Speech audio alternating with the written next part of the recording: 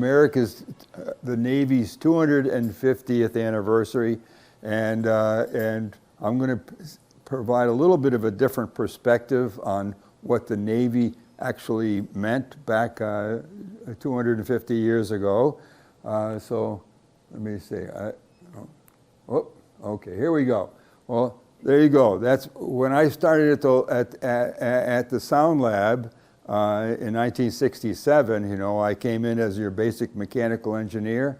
Was assigned a cubicle, told that it would be nice to wear a jacket and tie. I spent a few years doing that and realized that field engineering, I would replace that jacket and tie with what you see in this illustration here.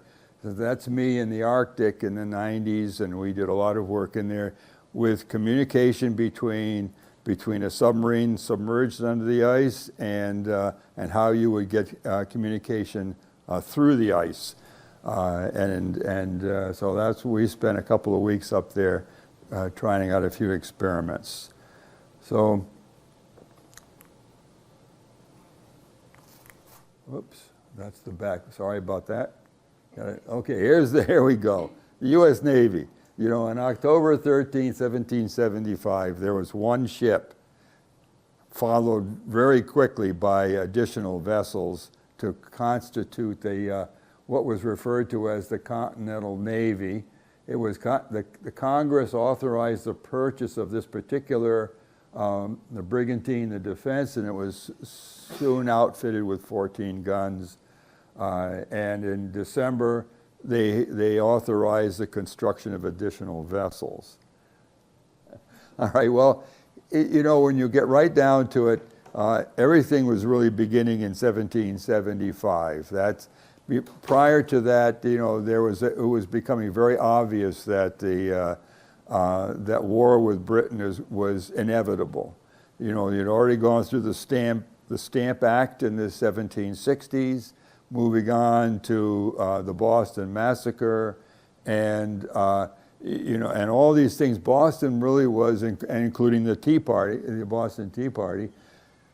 Boston was the center of influence by the British, and soon the Continental Congress referred to as the militia troops surrounding Boston as the Continental Army, and eventually that was led by George Washington.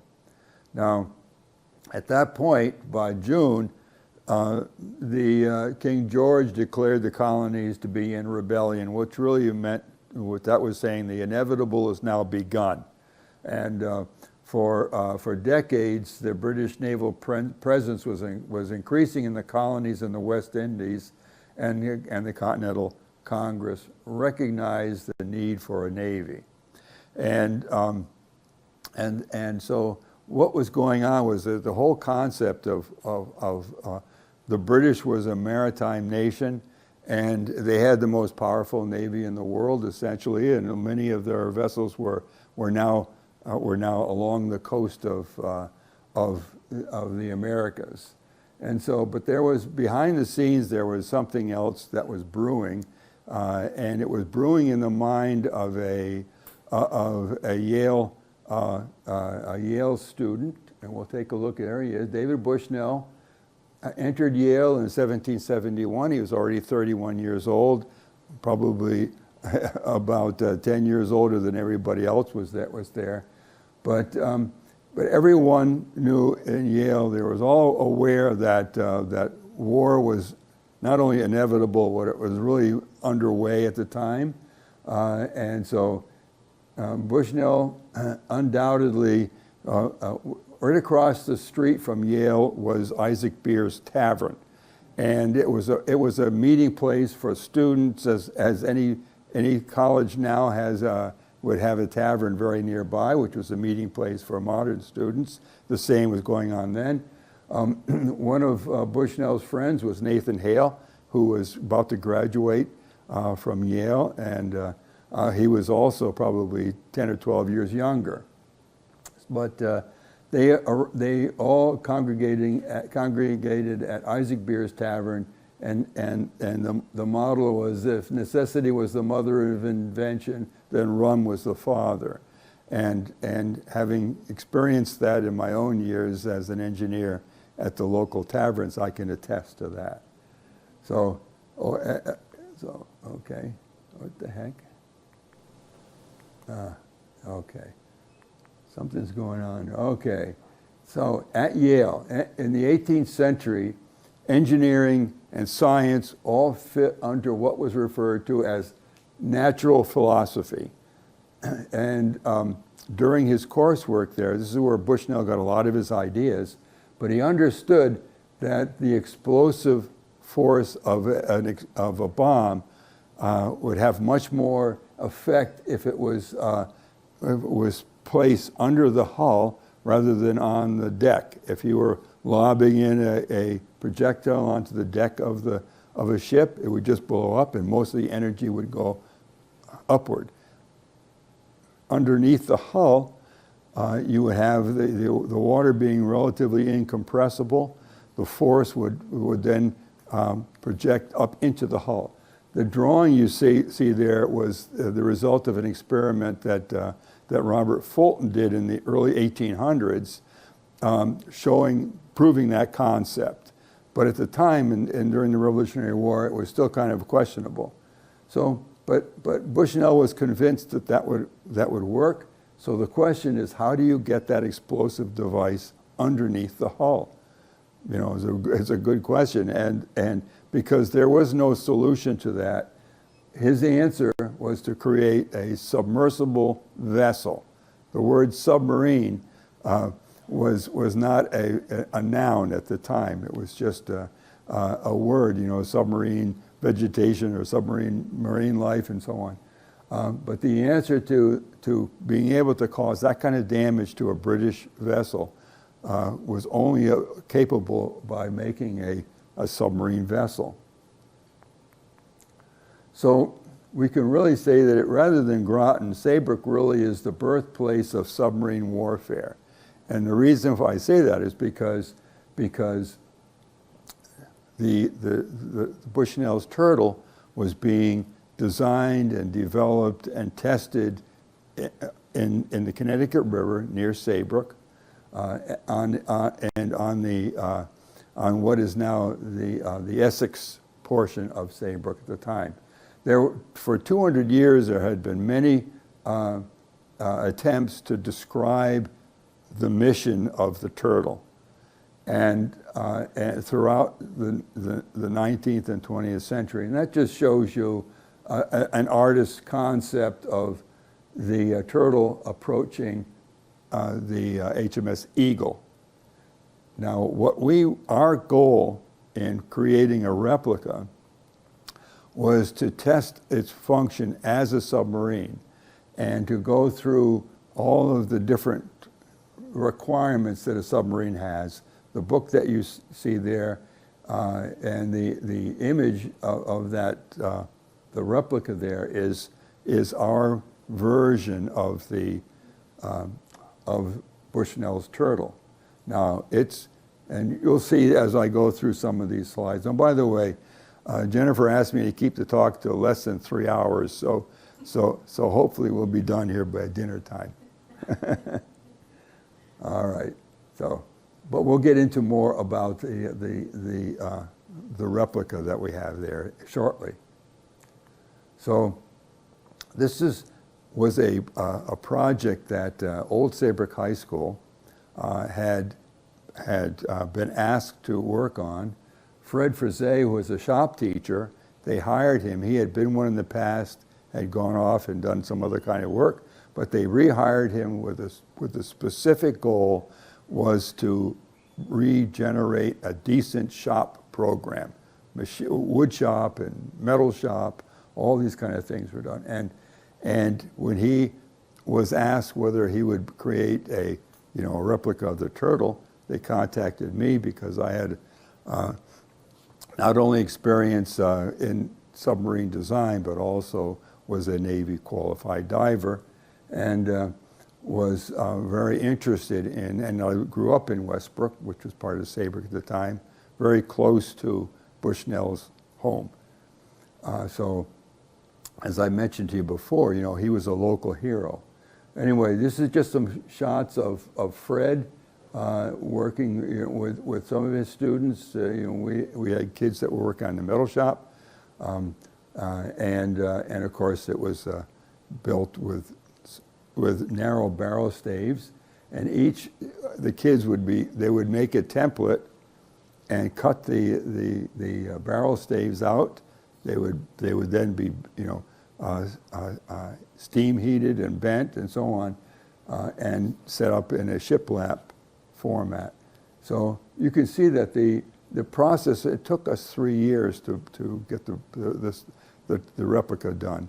In the first year that they were working on this, David Bushnell's cousin's descendants, one of the descendants was actually working, she was about to graduate, but she was working on one of the kids that was working on the replica. Well, in November 10th, 2007, we brought the replica to the Connecticut River Museum, where we launched it. I was inside at the time, and we launched that, and in the background you'll see that's the old line coastline in the background there. And so we're on the Essex side of that. So,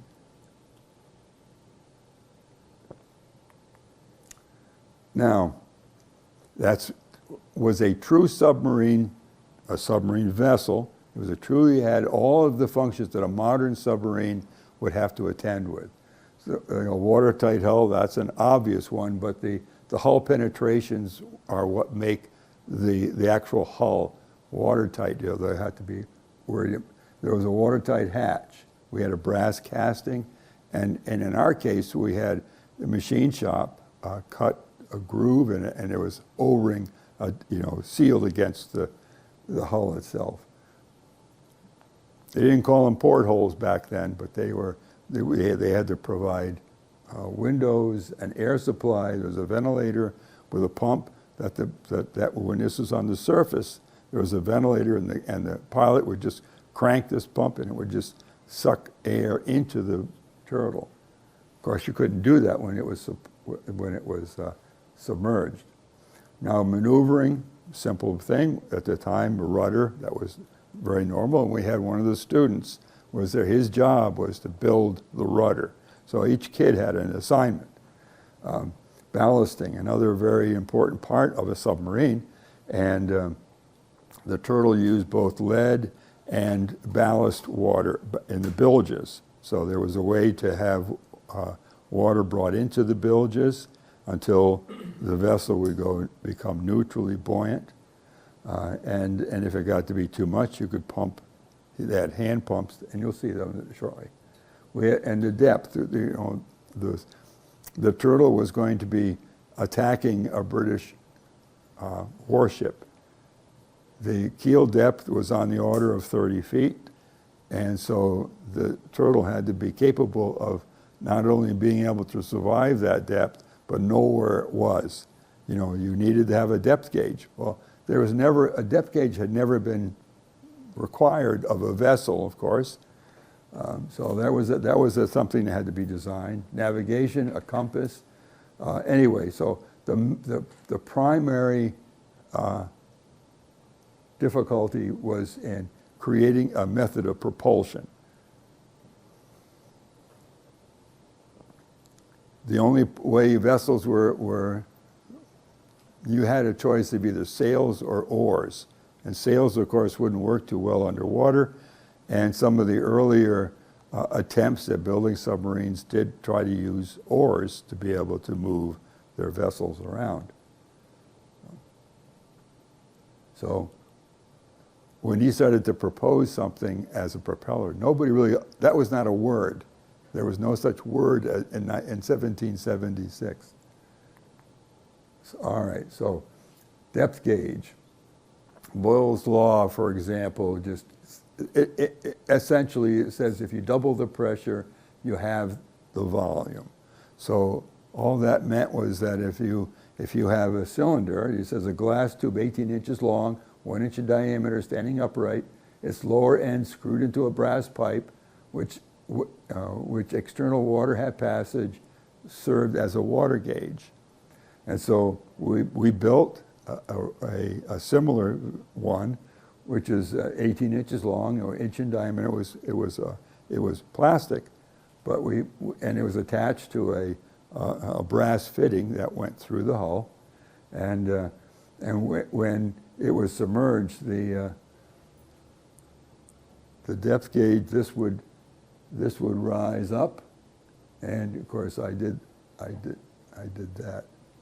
It would rise up, and this is 18 inches. So if it went down to the keel of a vessel, it would be 30 feet or so, or 32 feet. It would be, that ball would now be up in here, and you could mark on there approximately other depths. So this is all part of trying to replicate the function of the turtle. Now, there are a lot of things that were modern technology here, and that was just because we weren't trying to use the same materials, just the same function as was done in the Revolutionary War. And that was so that we could eventually run tests to see how well a vessel that looks like the turtle and function like the turtle was possible. All right, so there's your ballast control. There are pumps, and some of these things that you'll see here are illustrations from the 18th century.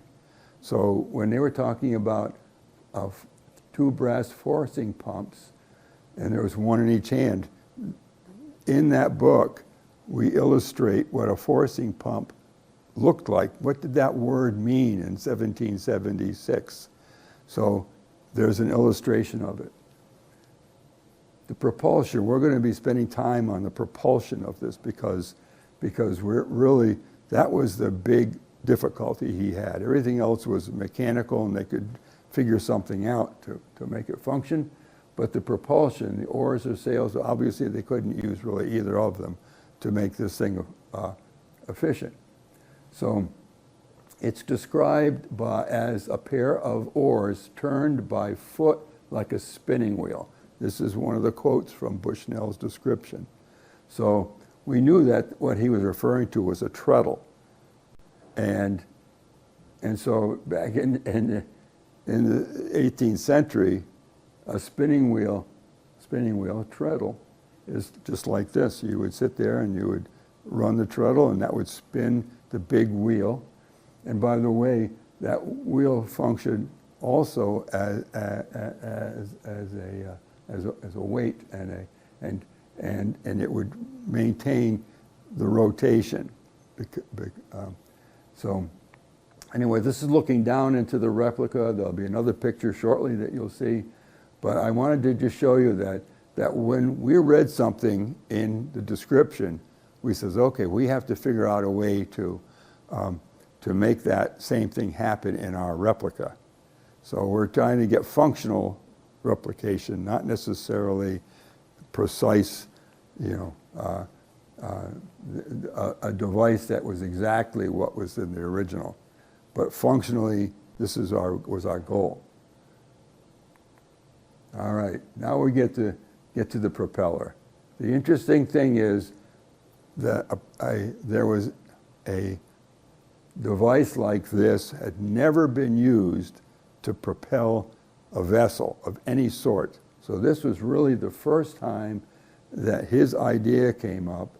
It was described, for example, one of his friends, Benjamin Gale, described this as, in the bow he has a pair of oars fixed like the opposite arms of a windmill, with which he can now row forward. Well, you refer to the term row, and of course that immediately makes you think, oh, this guy used oars, just like some of the old novelty submarines.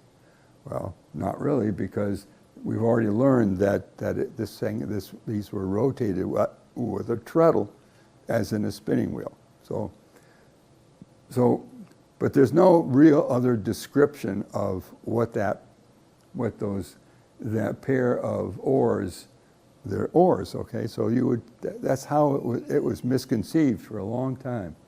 But it's a pair of them. And there is in some of the other descriptions something that refers to them as being 12 inches. And so we had a general idea that these looked like a windmill, and they were 12 inches long.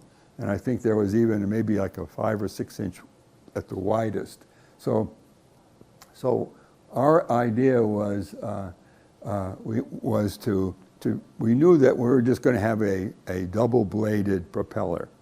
Now, one of his textbooks, it describes the operation of a windmill, which was really a power source back in the 18th century.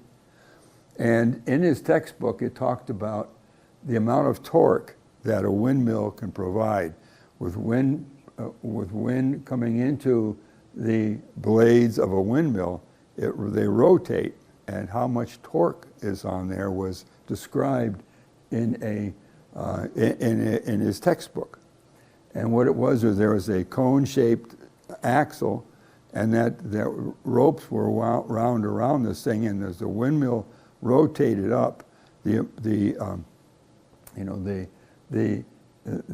weight would come up onto that cone-shaped staff until the weight and the arm of the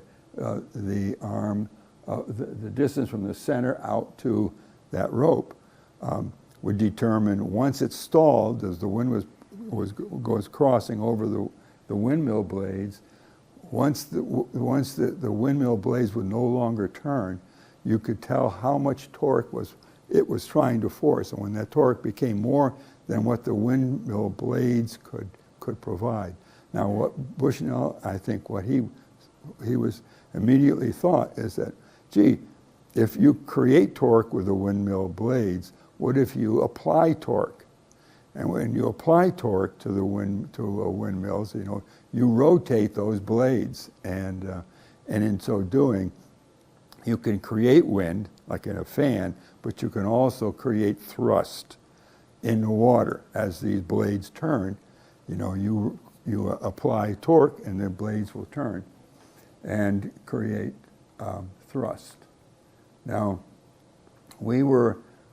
once we had a successful launch and a test in the Connecticut River, we approached the seaport, and we asked them if we could have a couple of days to do the operational testing of our turtle.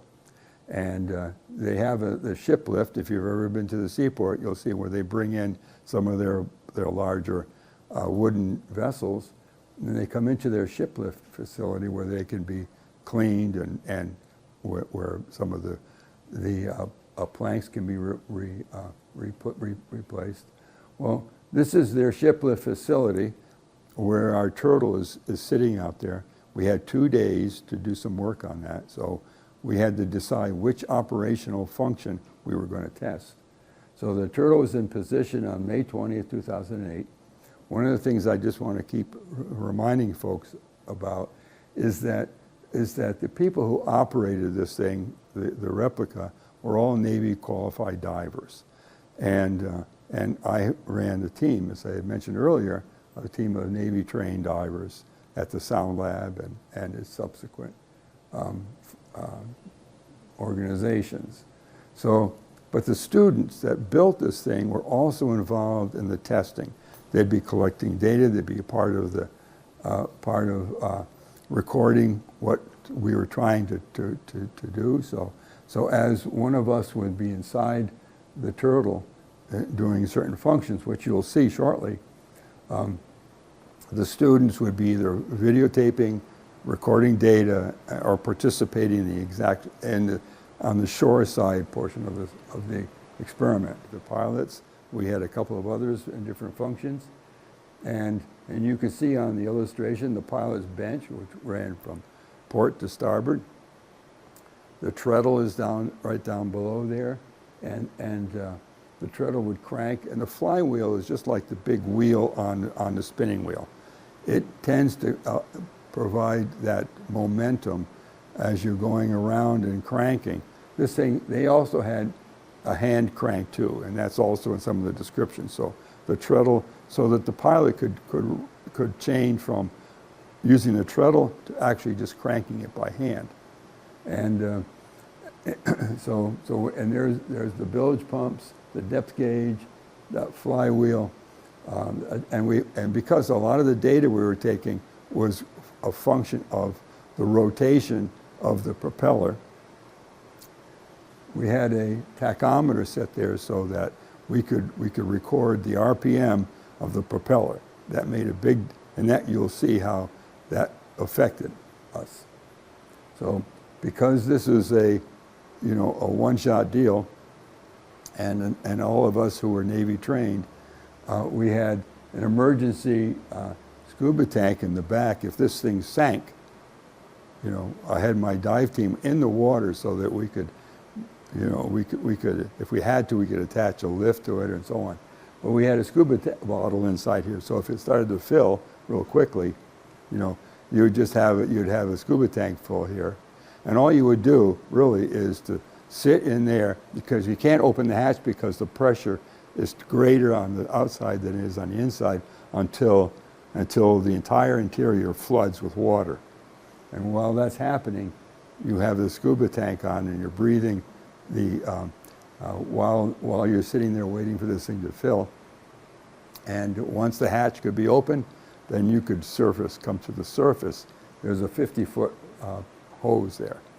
So we had, obviously safety had to be a paramount in this. The Mystic Seaport would never have allowed us to do these experiments unless we had control over the pilot and the operation of all this kind of thing.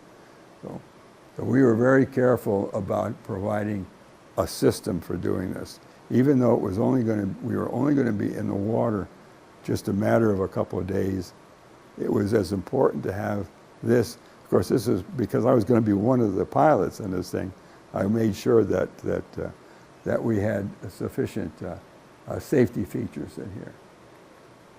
So you'll also notice that the pilot was always in voice contact with the test director. If I had to say, well, we're flooding, get the divers in the water. And we had, when you were underway on the surface, we had an antenna that was just plugged in right at the hatch. And then we could take that, if we were going to submerge, we could take that antenna off. And we had a floating antenna out here, so we could still plug in. So when I was in there during the submergence, I could talk to the test director on the surface here, and just kind of give them a running account of what was going on inside. So I wanted to show this just to emphasize the amount of safety that was being provided here. All right, now we're going to get into some of the experiments that we held. Now, propeller thrust was important.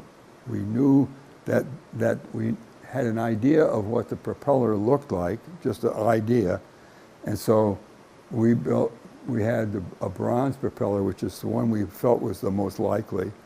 We made a hub where we could attach different propellers that and at different angles. So we had a different pitch to the propeller blades, and ran testing of the operator would be turn the propeller, and the boat would be attached to shore to a load cell, so the students could read off. The pilot would say, okay, I'm now rotating at a certain RPM, and the students would be writing down how much force was being applied. And so we did that for a whole bunch of different conditions, different speeds for the tachometer, and for these different blade types. And you can see that we got a lot of number 2, which is a 45-degree blade made out of aluminum, but we could get a lot of force out of that. So the thrust, you had a very high thrust system, but the pilot could not last very long. In order to get that much thrust, he had to work a lot harder. So and each of these gave us a different curve of thrust versus RPM. The one that we presumed was be likely was the propeller number 1, which is the one that we eventually used on the replica. But this gave us an idea of how would the original pilot have, what would he have experienced? So we were pretty certain that this was going to be something like this, but the data was excellent. We had excellent data on what the propellers may or may not have looked like. So this was a critical experiment. We also tried to determine, okay, what kind of endurance would a pilot have if he was out there, rotating his propeller? So we used one of the divers who was age 29, which happens to be the same age as Ezra Lee, the original pilot, had. So we would figure that they both have the same kind of physical capabilities, even they're a couple hundred years apart.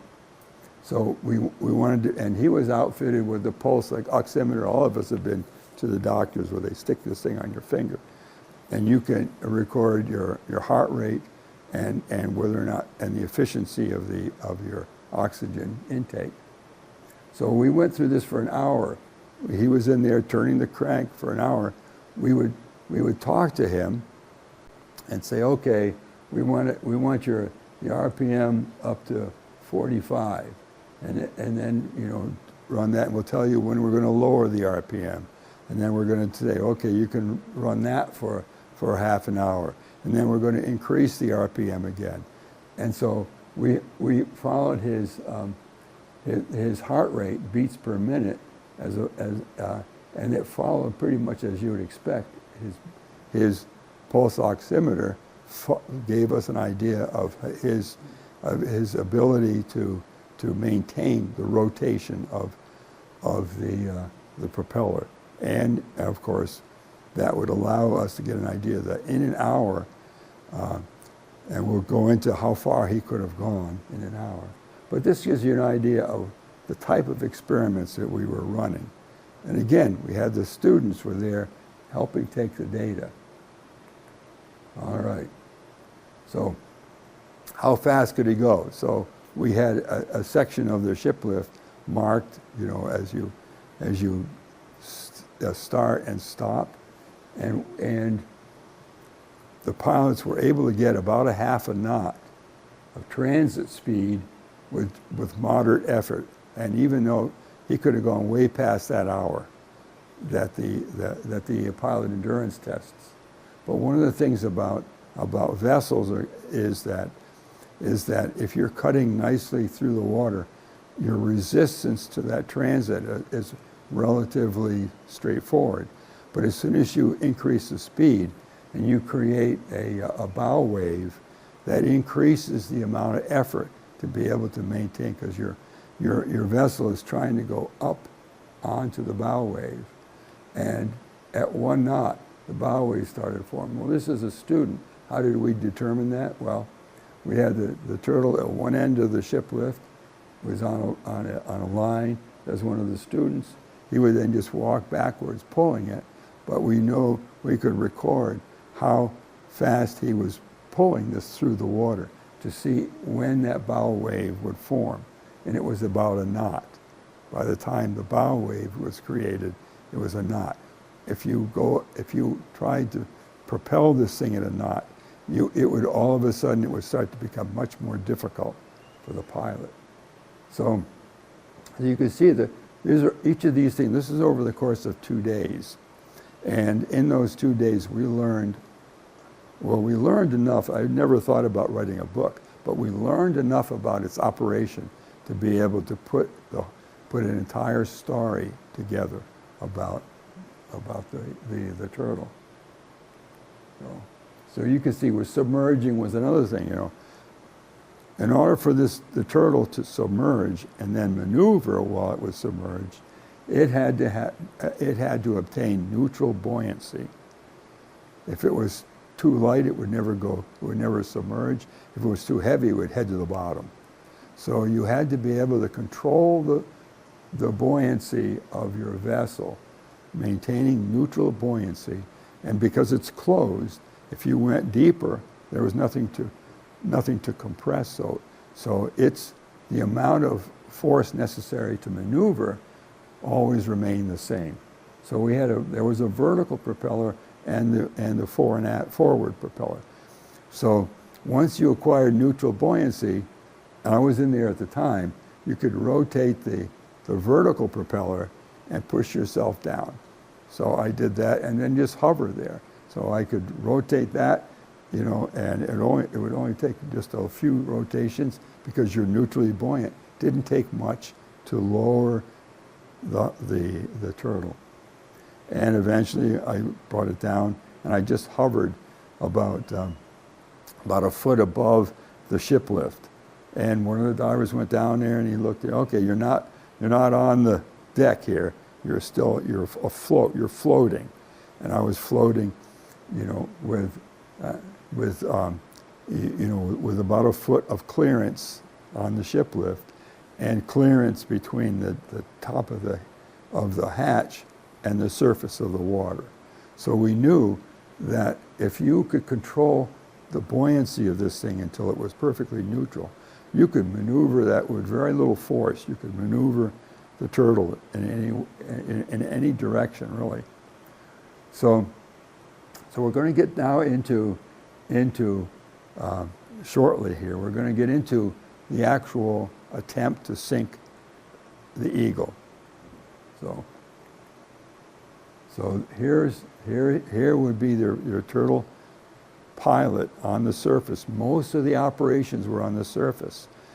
He was towed to get close to the Eagle. It was about 11 o'clock at night, and then he was set free, and then he would start to try to maneuver the turtle. But at that time, I had to check to see what were the tides and currents like in New York Harbor on September 6th, 1776. Well, this is all, tides are a function of the moon. And so so all that information was available by just putting the dates in, and you could tell when the tide was going to change in New York Harbor in 1776. And so we knew that exactly what was going to happen at 11 o'clock at night. So let's take a look at this. There he goes. He's talking. He's talking through our antenna, and there's the divers watching him, and there's the propeller underway. This is about a 45-second video.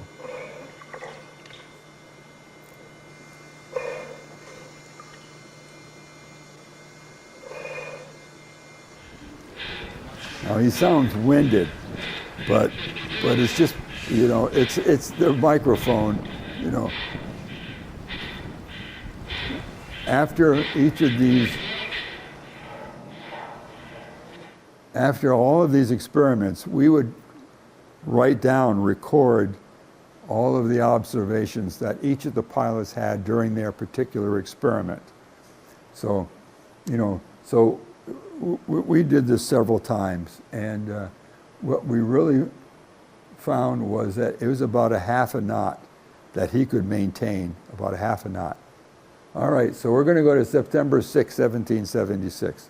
This is when it was happening. The morning, okay, so the Eagle is at anchor off of Bedloe's Island. That's now Liberty Island. So that's where the Statue of Liberty is. The turtle left the dock at the Battery at the tip of Manhattan at 11 o'clock. It was towed out to be near the Eagle, set adrift. The pilot what we think happened was the pilot, the tide was still flooding. I mean, was still, if he just let himself go, he'd be on his way into the Atlantic Ocean. So we knew that he had to do something. I believe for sure, that he came around into the eddy side of Liberty Island and parked there until he may even snoozed, because when the tide, and he could tell when the tide was changing. And so by the time it was pre-dawn, but it was still getting toward the end of nighttime. He came out from behind the island. The Eagle was anchored there, and so he maneuvered into the stern of this thing. That were positive that he attacked this from the stern. Began to submerge. He got himself neutrally buoyant. Of course, we're still talking about nighttime ops here. So, he doesn't have a searchlight on this thing, And so it's all by feel. I can't tell you how many times I've dived at night on ships and so on, where you actually have to follow a weld mark down the hull. On an aircraft carrier, you have to be able to follow the weld line to get down to underneath the keel. And so he drops down, he comes down a long time. Of course, now he's just breathing the air that's inside the turtle. So he can't get any more air out of that. Typically, according to the historical records, 30 to 45 minutes. Now that's assuming that, who knows how much energy he's pumping out to try to add breathing in that. But anyway, he continues down and he bumps up against the side there. You can't see it. He has to bump. He just can't even touch it with his hands. So he has to bump against this thing and go down a little further and bump it again and bump. And then finally he realizes, okay, I'm not bumping anymore, so he continues forward under what was probably the keel or close to the keel. And this is where this is where you have a couple of things that you have to do. First of all, you deballast so that you're no longer neutrally buoyant, but that you're positively buoyant, which brings the turtle up against, the hatch of the turtle is now up against the underside of the hull. And now you have to attach the mine, the bomb to it. And so the idea was that this had another penetration into the hull with a metal rod. At the end of that metal rod, there was a wood screw, a threaded screw that you could then detach. All this kind of stuff was an incredible amount of machining. And but he was not able to do that. I think that eventually he just ran out of air, had to surface again. But there are a lot of theories that have been expressed about this. Well, it had to have copper sheathing. And well, no, it didn't, because the Eagle wasn't copper sheathed until after the war was over. So this was happening when the underside of that hull was covered with barnacles or whatever it had there. Every once in a while they would have to clean the hull. But we think that there were two things that involved here: that he was not experienced, and that he didn't have, like the plans A, B, C, and D. If this doesn't work, what do you do here? Well, we know that Bushnell had accounted for the possibility of there being a copper-sheathed hull. He actually had a wooden mallet in the hull, so they could push that wood screw up against the hull and hit it a few times to get it to start in there, and then there's another crank inside there, so that the pilot could then turn the wood screw up into the wooden hull. So he kept trying. He was not able to do it, and so he's going to run out of air very soon. So he's already deballasted a little bit. So he just kind of lets himself drift out from the hull And of course, he just shoots to the surface because you know, he has to get to the surface to get air. So what happens is that he comes to the surface. There are probably some people, right now it's dawn. And so he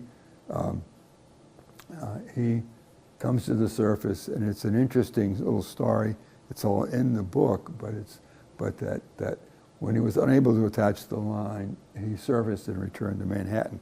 On his way back, he was being chased by British troops that were out in a whaleboat with all their guns and everything. And so Ezra Lee disconnects the bomb and then hopes that maybe they'll take the bomb into their whaleboat and blow everybody up, you know. And so he disconnects the bomb. And there was a timer, believe it or not, a clockmaker made a timer for this so that you could set the time from the time that you disconnect, you release the bomb from the back of your hull, that you could set that at any time that you wanted to. And it was set for half an hour. So the idea was that you would stick this into the hull, release it, and then you had a half an hour to get out from underneath the Eagle and then head back home, you know, undetected. But it didn't. But he wasn't able to do that. But what happened was, once he did that, we now know that the timer worked, because as he was pedaling his way back to Manhattan, big explosion in the middle of New York Harbor, and of course now everybody says, "Oh, what the hell was that?" You know. So anyway, so there's a long, interesting story associated with the world's first combat submarine, the Turtle. This part of it happened, you know, in 1776, but the Turtle itself was ready to go in 1777. Boston was surrounded by militia troops, but it had Navy access in and out of Boston Harbor, and so Bushnell's first mission was going to be to take the Turtle to Boston and sink at least one British ship that was at anchor in Boston. But that was somewhere around October, November. And this is all a nighttime operation, so how does he know, you know, how does he run the compass or the depth gauge? Well, a biological substance, really the root structure of a certain species of mushrooms, glow in the dark. And they glow when there's a little bit of moisture associated with it. And so, they had been playing around with this stuff. And so the depth gauge had a cork in it, but the cork had this device called Foxfire on it.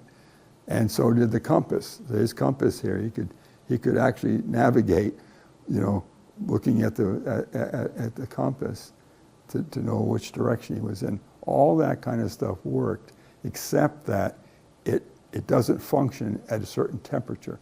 So if it was by October and November of 1775, you know, the Foxfire didn't glow any longer. In the springtime, it was back again. It was a I don't even know what you can call mushrooms, a botanical kind of a device, but it was a biological function. And it was just the root structure, not the cap of the mushroom, but the root structure that grows in rotting wood. So anyway, so that, the book and the story that's in the book talks all about the various functions, how we were convinced that if we could dispel all the rumors about what people thought that the Turtle was capable of, and some of them were that, well, this is just an imagination kind of a thing. And we decided that in order to prove anything, we had to be able to have all of the functions of what David Bushnell had associated with his vessel. We didn't have 100 pounds of gunpowder on the keg that we carried around there. But so I wanted to just stress that we did an engineering approach to the turtle, not just storytelling. We wanted to really talk in our experiments with the students and eventually in the book that these functions were possible, and that if you could do a half a knot, if he came out at nighttime and started to approach this thing, if he just kind of chugged along at a half a knot, he could do that in an hour, or less than that probably, because it was probably anchored that far off of the island. So what you see here is just the results of a very systematically designed and developed replica. That replica now is in the Westbrook Town Hall, and it's there for visitors to see. But if you go to the Connecticut River Museum, you'll see other examples of replicas, and that's good enough. It really is. What we built is really to get into the history that this particular submarine was capable of. So I wanted to semi-end with a picture. On here, it's hard to tell, but on here there was this huge transmit-receive acoustic antenna system, which I was involved with the design of that in the early 70s. And it took us a couple of years with the Nautilus in electric boat in dry dock, setting that up, and then it went to sea. And because I was one of, you always, if you're not sure how it's going to work, or you put the engineers in the submarine and tell them, okay, if the boat goes down, guess what's going to happen? You're going to go down with it. So we were pretty confident in what was going to happen here. So we took this out for a couple of weeks and worked fine. Then the acousticians, the scientists, now once everybody was happy that the Nautilus wasn't going to sink because of all this paraphernalia sitting out there, that's when all the scientists got on board and they all went to sea. So it is a dangerous situation. We had several engineers who were acousticians who were scheduled to go out on the Thresher on its last voyage, and there wasn't room for them. So they came back to New London and the boat went to sea. There was about 19 civilians on the Thresher when it went down. So I just wanted to tell you that there was a reason why I gave up my jacket and tie and put on my wetsuit, because there's nothing more exciting than being physically connected to all these systems for the fleet. So one last one here. This is it for the afternoon. Oh, gosh, I have another 2 hours I could talk to you guys. Fort Trumbull State Park. I'm a member of the Friends of Fort Trumbull State Park. I'm a member of that Friends group. And for the past 3 years or so, I've been working on new exhibits. We went through, there were a lot of things that museum was designed and built 20 years ago. So there was a lot of things that were not covered in their overall museum.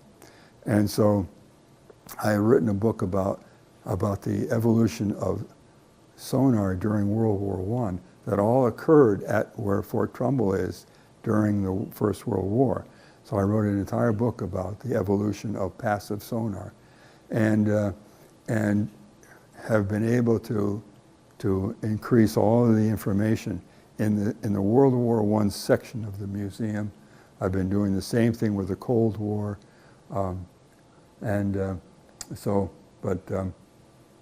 this is just there to explain that Fort Trumbull had a role, the same as Fort Griswold, but not quite so spectacular a role during 1781 when Benedict Arnold's troops came up both sides of the river. And so we have this particular copy of the Declaration of Independence, which was published in a magazine in London in August of 1776. Keep in mind that it probably took 3 weeks to sail a fast packet ship from the East Coast of America to London. And so that would be the first time that people in England knew that there was a Declaration of Independence. It took almost a month to get there. But that was published in a lot of different magazines. There were half a dozen magazines that people had subscriptions to. And this happened to show up, and I collected a lot of this kind of stuff. I bought a box lot, at an auction, box lot, all kinds of papers from the 18th and 19th century. Well, lo and behold, this sheet and that sheet, and this is a copy of the back of that page. This was sitting in a box lot, a copy of the Declaration of Independence, printed in London a month after the original one was distributed in the colonies. So once we get this thing properly mounted, it will be donated to Fort Trumbull, and for the America 250. Anyway, so it's a fascinating place. If you haven't been to the Fort Trumbull Museum, it's seasonal, so they're no longer there. I think this was their last weekend, but they do take groups. If there was some people that may be interested in going there to just have a tour, they'll get a docent to walk you through the museum and all that. But definitely by next spring there'll be some new exhibits there. The most recent one is a diorama. When I first started working with these people, I asked the park superintendent, "What's missing here? What do you really need?"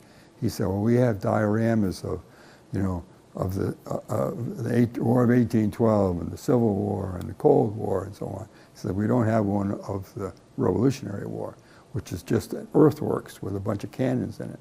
So I said, okay, I knew a guy who is a miniature, he builds miniature items, and he and his crew do all of the dioramas for the Mystic Seaport. It's all volunteer work, and we had that volunteer team build a diorama of the earthworks of the very first Fort Trumbull. It began in 1776. The governor of Connecticut, there was British ships starting to assemble down off of New Haven. So the governor of Connecticut says, "Oh God, New London, that's where all the privateers come and go, and so that's going to be a target." And he was right. So by 1776, they started building Fort Griswold and Fort Trumbull, and so we also have a newspaper that was printed in 1781, right after the attack on Fort Griswold and the attack on New London, and that will also be on display there, hopefully, and it has the description of all of the troops from Fort Trumbull transited across the river to add to the troops at Fort Griswold. And Captain Shapley, he's listed there as having done this, and also was wounded at Fort Griswold, died a few months later from his wounds. But it's all part of this Revolutionary War, the America 250. It's all based on the Declaration of Independence. That's really why they're celebrating America 250 next year, is because of the Declaration of Independence. Thank you. My pleasure. My pleasure.